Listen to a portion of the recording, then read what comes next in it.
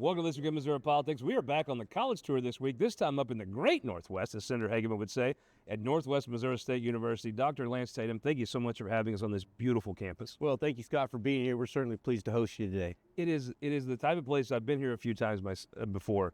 It's beautiful. You guys have put time in, not just year to year, but I mean, this has to be a decade's commitment to making this campus a beautiful show place for all of Northwest Missouri. It just kind of exudes a learning environment. Right, yeah. So the first time I was on this campus was in February of 2023. The second my wife and I stepped foot here in Maryville at Northwest, we could just feel that quintessential Midwest university. So, yeah, I mean, there's been a lot of investment over the last century of history here at Northwest, and we take what we do here very seriously. Well, and it comes across. I think that matters when you're trying to recruit students, when you're trying to recruit a football coach, when you're trying to recruit professors, or even someone like yourself to come here. Right. I think a campus that like this, folks take care of it. And that's one thing you learn in rural Missouri is you take care of your things. And this campus is a great example of that. Yeah, again, we have a great staff that works our grounds, our buildings. We really try to make sure that people respect what we have here. We take the best care of it that we can. But certainly, when you're recruiting students to your campus, you want that first impression to really pop. And so when you talk about the grass and the flowers and the trees and the building, it's all very important right now. And it's working. Enrollment this year's up, right? Right, yeah, we certainly have seen an increase in our undergraduate enrollment. We're very happy with the little bit of success that we've had in that area. Every day is a recruiting day here at Northwest, and so we work very hard with our high schools, our regional partners to make sure that we get students here and really give them a chance to see what their experience could look like here at Northwest. And not every school can say that enrollment's up. That was something 10 years ago, it was normal. Yep. But right now, that is not something that every campus can say. No, it is definitely something that you have to pay attention to. There is investment not only in the technology of communicating with students and giving them a chance to really connect with your institution. There are social media platforms you have to be conscious of and active in. But the other part of this is hiring great people who work in our recruiting area and our admissions area, who connect with students and connect with parents. That's the other part of this. It's extremely important. Parents want to come onto a campus and know that their children are going to be safe, that they're going to have a great experience and get a good education. So what we're talking about, that you guys have a Martindale Hall that you're doing a complete renovation for. It's a project I think you worked with the state of Missouri on to get that done. Tell folks what Martindale Hall is. Yeah, so Martindale Hall, we were very fortunate that Governor Parsons saw it within his purview to give us an $8.5 million transformational grant that allowed us to go into Martindale Hall and really transform what was one of the original buildings to the campus. We have added square footage to that building that will house our nutrition and well-being labs. We've got human performance labs in Martindale.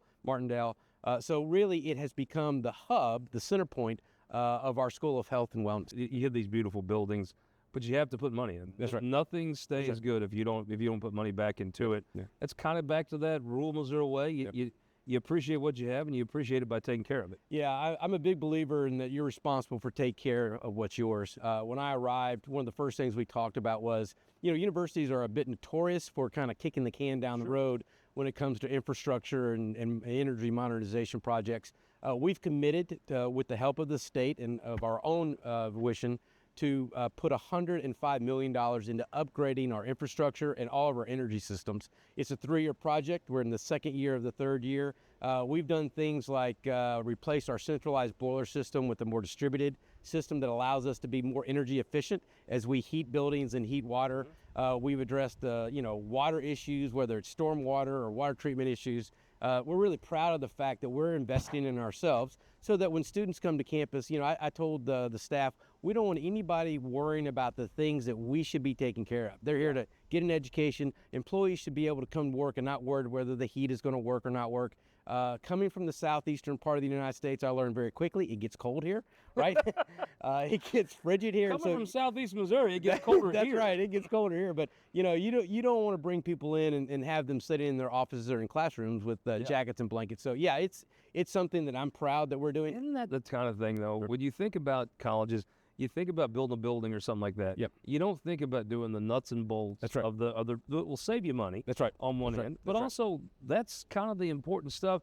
some folks want to overgloss that to build a new building. You don't take care of what you have. That's right. It doesn't matter how many buildings you build. Yeah, I don't know that university presidents are always excited about replacing steam pipes and boilers, right? I don't know that legacy is going to be put on a building someplace, but I'll tell you this university will be in a very good position for the next 30 to 40 years. They will not have to worry about those things. I'll leave here proud of the fact that we did this, and we're setting the table for the next generation. And at one time, this was a teacher's college, right? That's right. I went to CMOS, or teacher's college. Yep. You still have kept a piece of that here on campus with pre-K to 6? Yep, absolutely. We have a lab school here at Northwest. We're only one of 2 universities who is still operating a lab school. Now tell folks what that is. Well, so a lab school is a school that we allow outside community members to bring their students to.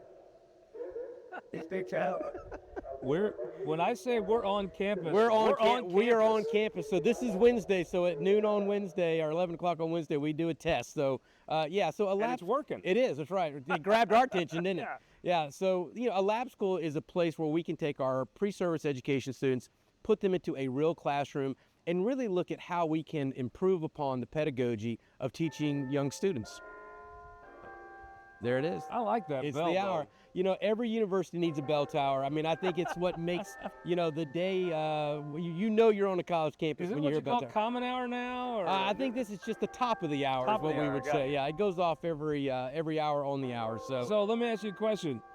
If the bell's still ringing, are you officially late for class? Are you late for class when the bell starts or when it finishes? Well, you actually are late when it finishes, but you Okay. better get there when it starts. So it'd be nice for your noon classes, for your 1 o'clock class, you better right. be on the dime, You right? better be on the dime. That's right. You better be on the dime. But we were talking about the pre-K the 6th grade school. Yep. That's a great innovation. It's got to be such a terrific way to teach kids, teach your teachers how to teach kids. That's right. Right here on campus. That's it. So, the part about teaching students to become teachers is they need a practical experience or a clinical experience. And we do that also by sending kids off campus into classrooms.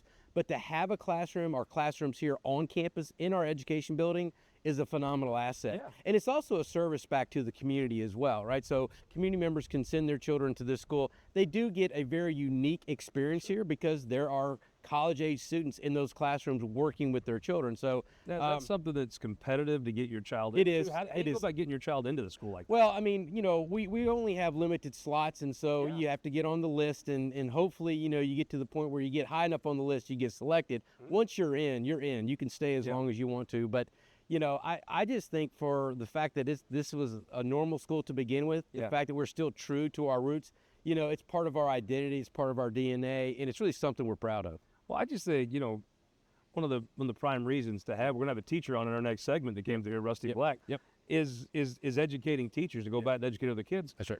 To me, that's a terrific thing to have right here on campus. There's nothing like that hands-on experience. No, there really isn't. I come from an education background. I was the dean of education for 6 years.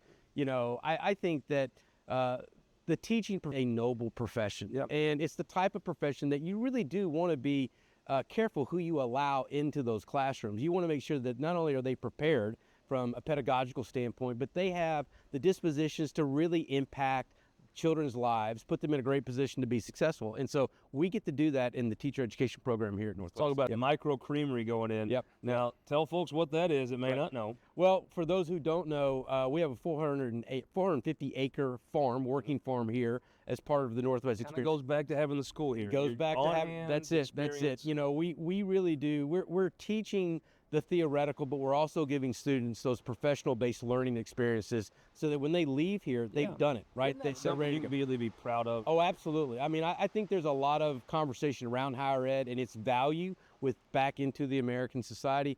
But for us, our goal is to educate, but also give students that first-time experience so that when they get into their first job, employers are happy with what they're saying.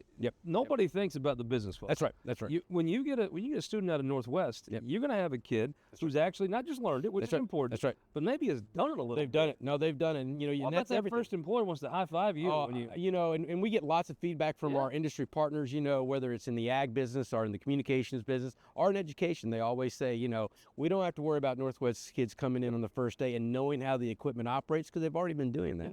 But we have a 450 acre working farm here on campus. We have dairy herds, we have beef herds, we have sheep, we have goats, we have row cropping. The The creamery, right, is something that our Dean of Agriculture and Natural Sciences, Rod Barr, began 3 years ago. The idea is that next industry step within dairy, how does that work? What do our students need to be exposed to give them a complete understanding of the dairy business? We are hoping that within the next 5 to 6 months we'll actually be operational. We will we'll produce ice cream. Well, and there used to be dairy farms all over the place. That is a dying profession. It is. What a great thing if this could be part of revitalizing that here in Missouri. Yeah, really. We hope that with that program we'll be able to start building a foundation for those who come to our university and want to remain in the dairy business or want to expand into the dairy business. Sure. And it's great to see. I mean, it does start with education. It does. Yeah, there's a foundation that has to be to revive that industry in this state. Yep. And what a great thing to put that micro creamery on the site where folks get experience. That's it. And advocacy as well, right? Yeah. We talk about the benefits of, keeping control of those industry areas that really are meaningful to your state. And so dairy is something that, we want Missourians to control those types of business areas. And it might not surprise you, I'm a big ice cream guy. Yeah, well. You might have seen that coming. No, that's fine. Let me ask you, though, we're here, we're our St. Louis friends. They're going to recognize some of the architecture at this college. Yep. It's that building is pretty reminiscent of Washington University in St. Louis. Yeah, it is iconic. I think that when normal schools were created throughout the state, each location was able to kind of imprint what their identity was going to look like through the initial architecture that they chose. And so, you're going to see that our iconic administration building, which is really our symbol out to the rest of the world, it does. It tells people who we are. You talk to alumni from Northwest. If you showed them a picture of that or something that had that imagery on it, they'd know exactly what you were talking about. Images, especially now, are very important. They are. When you do see that image, that is a higher education building, and it's a first-class operation. That's it. And luckily, they picked something that's very nice and withstood the test of time because you've been able to replicate it around the campus. We have. I'm a big believer in trying to keep your architecture similar, right? Not to get too dispersed. It's identity. It does. And, and identity is very important in this industry today because you're in a very crowded, very noisy sector, and so you've got to find some way to pull yourself out. And the way you brand yourself, the way you represent yourself through imagery, it's a big part of it. All right. When I think of Northwest Missouri State, all these things are wonderful. That's right. But I think of football. That's right. How's the team doing this year? How's it going? So I will say that we are very excited with the Bearcats this year. We opened up with the loss in Mankato, but since then, Coach John McMenamin and his staff have done just an incredible job of getting us positioned to really see success early. We're trying to be patient with John, and we're going to give you the year to try to get yourself settled, get your folks in, get your recruits in. But he has literally transformed the culture inside of our football program. Those players believe every time they walk onto that field that they're going to win, and it has made a big difference in the output. How do you go about fostering that consistent success? I mean, Governor Nixon, one of the first conversations I had with Governor Nixon was, I'm going to Northwest Missouri State. He was so proud of the football program. You guys have such a lineage. How do you keep that going? Well, I think it starts with having those who built that lineage and who have participated in that lineage connected to the institution. So, I think the first thing people talk about is Coach Mel Churchman, right? Yeah. Coach Churchman lives here in the community. He is actively involved in this university. He sits on our board of regents. He's actually the chair of our regent board. Mel spends time out on the football field at practices watching. I think John played for him, so John has a lot of faith and trust in what Mel tells him he sees. So, it starts there. We have a huge alumni of players. We've started a former Bearcat Players Football Association this year. Getting people back into campus and back into those football games has been a major push for John. I think it's culture, right? Yeah. Culture means everything. And when you have players who have bought into the idea of the tradition that comes here at Northwest, when I first started looking at this job, I'm a sports guy. I taught in a sport management program. I was a college athlete. And I talked to some folks. I said, I think I've heard of Northwest. They said, I played baseball. So, I think I've heard of Northwest. And they said, you probably have, particularly in football. And I'm like, well, how have I heard of them? They said, well, they have 6 national champions. Yeah. So a lot of people talk about Northwest as being that upper echelon Division II school when it comes to football. We're really pleased with what's happening. We've got a big homecoming game this weekend that we're going to play against Nebraska Kearney. right now it's just one game at a time, try to get to the end of the season. Homecoming's a little special, though. Homecoming is very special. I don't know that I've ever been at a university that does homecoming as well as Northwest does homecoming. We will have thousands of people on campus this weekend. We have an incredible parade that we do every Saturday, homecoming football, and people just pour back into this place. The connection to Northwest and the amount of pride and, just the loyalty back to Northwest is just incredible. Dr. Tatum, thank you so much for letting us be here. We really appreciate it. Scott, enjoyed it? Yes, sir. Absolutely. We're going to be right back with Rusty Black and Jeff Farnan after this. The St. Louis Carpenters Union has shaped our communities. Through trusted alliances, we deliver skilled professional craftspeople while our business partners provide the kind of quality jobs that keep our economy humming. It's a blueprint that has worked since 1882. Turning Missouri into a right-to-work state stalls progress, wipes out jobs, and kills momentum. Right to work is wrong for everyone. Let's keep Missouri moving forward. Visit carpdc.org to learn more. You know, Missouri farmers have been doing what's best for their land for generations. After all, no one knows what it takes to feed and fuel a growing global population better than they do. So why are trial lawyers threatening Missouri farmers' best defense against weeds? Our farmers don't need to be controlled. They need to be supported. Keep glyphosate in our state. Show your support at TakeControlMissouri.com. Paid for by Modern Ag Alliance in support of Missouri farmers. Missouri's childcare crisis is hurting our children, families, and even our economy. Currently, 78 Missouri counties are designated as childcare deserts, where the number of kids needing childcare exceeds the number of available options. Today, some Missouri families are spending more on childcare than housing, and Missouri's childcare shortage costs our economy $1.35 billion every year. Missouri families and businesses deserve better. Learn more at mochampionofchildren.com. Some politicians claim cockfighting is a proud tradition, but is it really something to be proud of? Cockfighting isn't just cruel to animals, it's cruel to humans. It's linked to organized criminal activity, illegal gambling, even drug trafficking. Leading law enforcement and Christian groups have spoken out and are urging a stop to the violence. But some politicians want to give cockfighters a pass. Keep cockfighting out of our state. We have a severe weather alert to report here. The storms also bring the threat of damage, winds, and large. Here's the thing. When storms bear down, we step up. Ready to get? You bet. Our teams are always ready to keep your power strong. Ameren.com/poweron. Welcome back to This Week in Missouri Politics on the campus of Northwest Missouri State University in the great Northwest. Speaking of Senator Hagan, we are joined by his successor, Rusty Black. Thank you so much for the time. Thank you. Glad you invited me up. And Jeff Farnan, thank you so much for making it over. Jeff, when you're a state legislator, you got a lot of things you can do and work on. Some things are more fun than others. This has to be the easy part of your job, advocating for this university. Oh, it is. I mean, this is a great place for Northwest Missouri and the whole state of Missouri. There's people from all over that come here. So it feels like a real show place for Northwest Missouri. It definitely is. And you spent some time here studying yourself? I did. I started out here in the early 80s, 83. I came here for computer technology. Mm-hmm. And at that time, Northwest, computers were just becoming, commonplace. And Northwest was just ahead of the game with computers back then. So that's why I chose Northwest. Senator Black, there's now everybody in the state's going to be coming, wanting to show you what they have. You have something terrific in your district to bring folks and show them what you have in Northwest Missouri. That's true. This university's been a solid anchor for the Northwest part of the state for years and years. And I attended, a little bit older than Jeff, but I attended this university. They did not give me a degree. There was a happy party when I followed my wife to a different university. Everybody clapped and said, thank goodness, God and Greyhound, he's gone.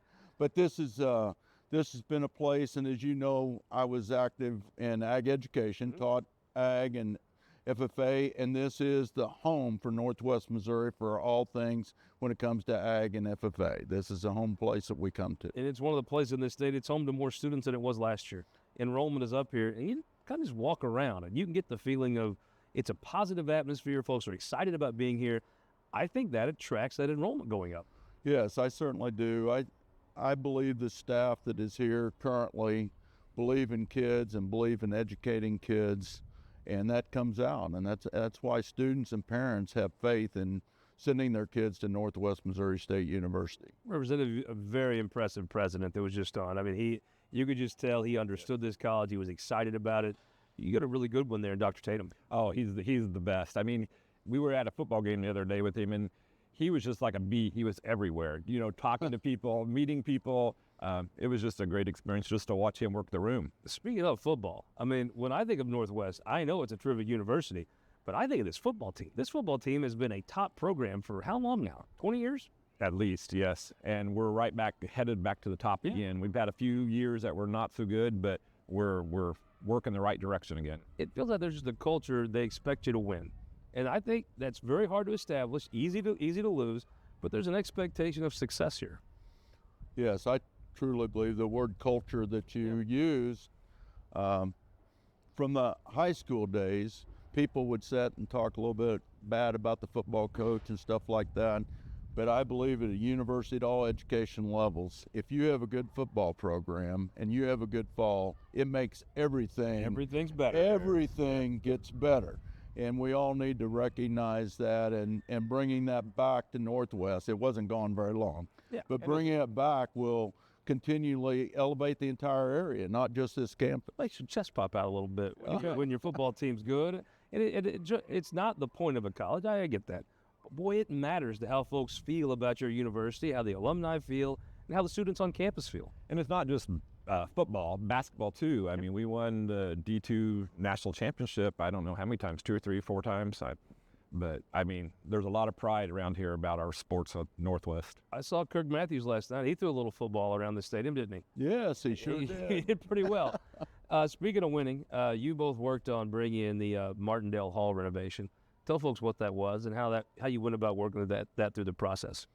Well, it's just another positive investment that we can make at the state level on this campus, as we have in other campuses as well. Scott, as you've traveled around, we've went through a time where we could help with infrastructure, and I think it was an important thing that we participated in at the state level, helping.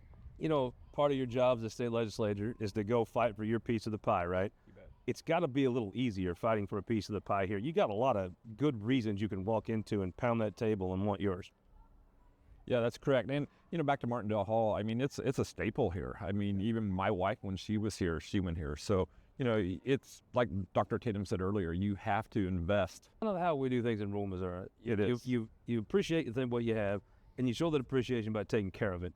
And, like, to me, it's such a forward-thinking thing. They're redoing the HVAC. Yes. That matters. It is a big deal. And, frankly, most folks, it's not the sexiest thing. We'll kick that can down the road as far as they can.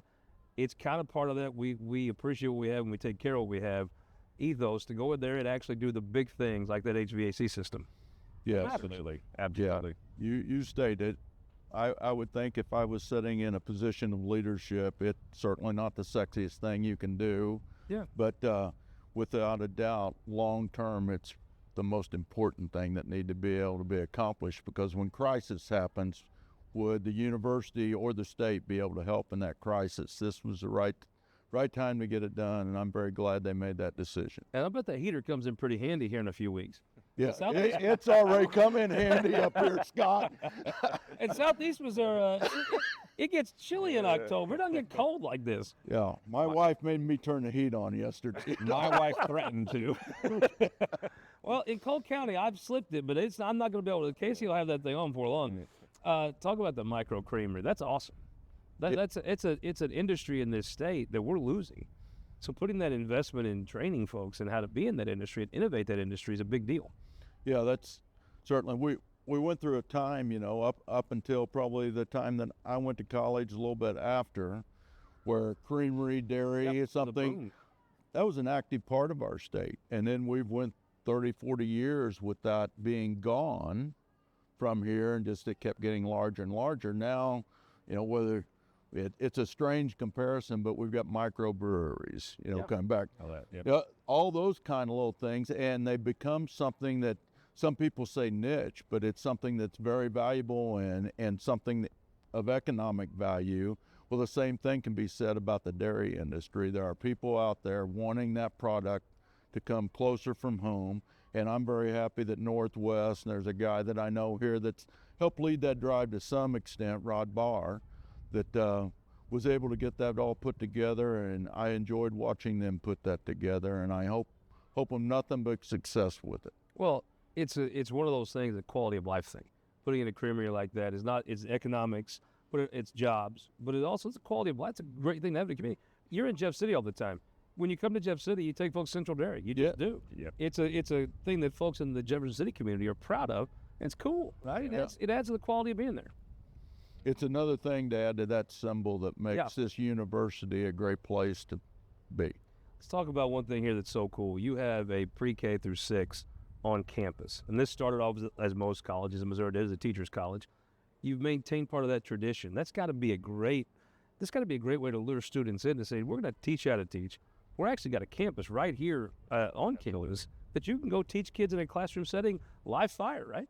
From day one. From day one, they can start working with kids instead of waiting till their senior year and going out and do their student teaching. They've already had that experience here. I mean, that is, it kind of touches back to the roots of it, but that's a big thing. In our part of the state, you have small schools, you have an implement dealership, a gas station, right? Wherever you go in rural Missouri, that's what you'd have. Those teachers matter, and what a great chance for those students, too, to get taught innovative new things right out of the gate. You bet. There's hands-on. There's no greater career development than being there and seeing things, and then you get around and touch them. So those students that go through that program and get to visit the Everett Brown School here on campus, they've got to have a step up on other people. I can't not read Northwest Missouri. There is the Litton Foundation is putting on, I know we're a little further out. What can you tell us about the Litton Foundation, what they're looking to do next August? Well, the Litton Foundation is working on trying to have a legacy celebration for Jerry and his family. Jerry Litton, the famous congressman who was on his way to the United States Senate and died in a plane crash on primary, and after he'd won this huge election, died that evening, was an icon up here, right? That is true. Throughout Northwest Missouri, and as you know, the history part of it, he became I'm going to say at least at that time, a household name throughout the state when he won that primary, because it was quite a surprise for him to win that. That, unfortunately, the 50th anniversary will be August 3rd in 2026. So the foundation that I serve on, they're looking at trying to have a celebration of things that Litton has done positive for our community, and that's going to be on August 2nd. So I hope you will partner with us as we 100%. Get closer to that event to let people know about it. What a wonderful legacy to celebrate. And now I think we got a guest coming in here. There he is, Bobby. Bobby, thank you so much for having us here at Northwest Homecoming Week. We have the Representative Farnan, we have Senator Rusty Black, but mostly we have Bobby the Bearcat. Thank you so much for having us on campus. Winning this Saturday, right? Love it. Guys, thank you so much for joining us here this week at Missouri Plaza on the college tour in the great Northwest at Northwestern State University. For Representative Farnan, for Senator Black, and for Bobby, thank you so much for having us. We'll see you next week. This Week in Missouri Politics is brought to you by the Missouri Automobile Dealers Association, Ameren, Spire, Evergy, and the Missouri Association of Career Fire Protection Districts.